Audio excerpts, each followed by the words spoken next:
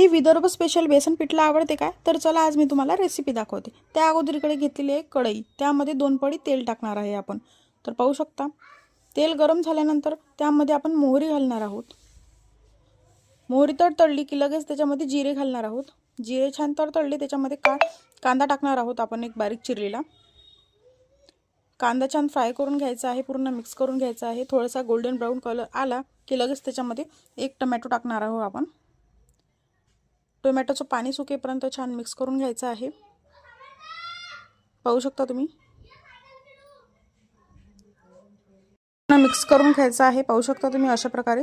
त्याच्यानंतर 2 चम्मच तिखट टाकलेलं आहे, तुम्ही तुमच्या चवीनुसार घेऊ शकता।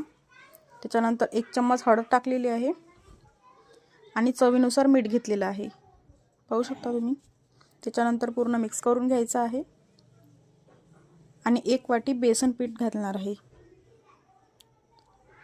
पूर्ण मिक्स करून घ्यायचं आहे। तेलात छान फ्राय होऊ द्यायचं आहे पूर्ण। पाहू शकता तुम्ही अशा प्रकारे करू शकता। पूर्ण मिक्स करून घ्यायचं आहे आणि 5 मिनिटं मिक्स करत राहायचं, जेणेकरून त्याच्यामध्ये गाठोडे नाही व्हायला पाहिजे। त्याच्यानंतर याच्यामध्ये आपण पाणी घालणार आहोत आपण।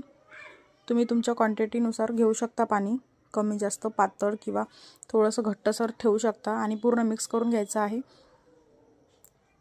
जेणेकरून त्याच्यामध्ये गाठोडे नाही होईल। पूर्ण मिक्स करून घ्यायचं आहे, पूर्ण असं चम्मच उलटा फिरून। त्याच्यानंतर त्याच्यामध्ये कोथिंबीर घालणार आहोत आपण आणि पूर्ण मिक्स करून घ्यायचं आहे आणि तयार आहे आपलं बेसन पिठलं। कसा वाटला व्हिडिओ नक्की सांगा।